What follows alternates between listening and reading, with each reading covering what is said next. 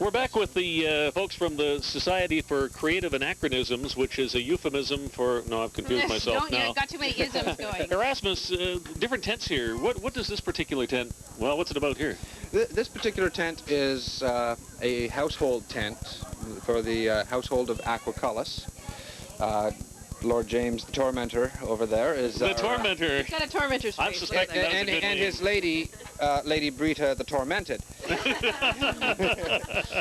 They are the senior people of the house, and this would be normally used for encampments and such, for general gatherings, meetings and such. Everyone at a camping event that we would put on would have their own sleeping tent, but they'd have a common pavilion such as like this, that you could come and meet and greet and I chat. can't get over the costumes. Even the little ones are in garb. I wanted to ask my lady, did you make these costumes yourself? Yes, I did. They're beautiful. Yeah. That's just the cutest little hat. Stand up here, Demi.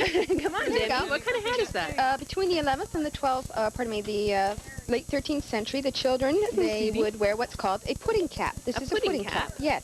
They did not believe in hemming the dresses or the lord's tunics, so the children, when they learned to walk, would often fall. So to protect their head from the They had a falls and pudding that, hat on. they would put a You just padded... look like pudding, too. They'd put a padded coif on so that they would protect their head. And as the children grew, of course, like any other children, they would just kind of add one underneath. Yeah, that's right. Thank you very much, my lady. Isn't that amazing? A pudding hat. You Hey, need let's one look of at some them. other stuff. A pudding hat. A pudding head, they used to call me, actually. I think seemed more That's appropriate. amazing. So, Rich or Warren, how often do you folks meet? I mean, this isn't something that you just sort of come and do once a year. We have a business meeting once a month, but there are events held throughout the known world, which Do you go to conferences or I don't we know? go to conferences. The different baronies may have wars or arts and science They're competitions. not really fighting, though. Well, look, you have the House of Sony in there with the music. My goodness, look at these guys over here.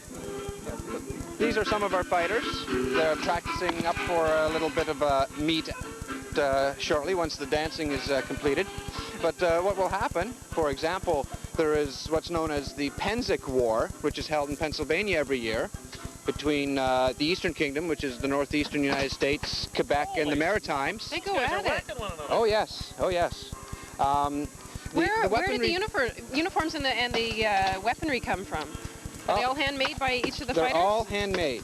They're all handmade. The weaponry is rattan wrapped in duct tape. Right. And you'll notice that they're striped, so you know which is the edge of the blade, which is the flat of the blade. And it's on the fighter's honor. She got smoked in the head. It's on the fighter's honor to say, yes, that was a good shot. That would have gotten through the armor. That wouldn't work in the 90s. As opposed to, holy smokes, I've been hurt. This is just amazing. If people are interested in, maybe there's some medieval viewer out there that really has a heart for that period. Is there a way they can get in contact with you guys and become a part of your... Normally, we would do that through the office of what we call the chatelaine, who is our newcomer, like the welcome wagon. Uh-oh. And, uh-oh. Uh-oh. Got a rowdy guy in there. So is there a phone number that you could give? Yes. They can phone me directly. Okay. My number is 380-9947. Great. And you're interested in having new members that are we're well-studied always and interested in well-read having the new. We're always interested in having new members.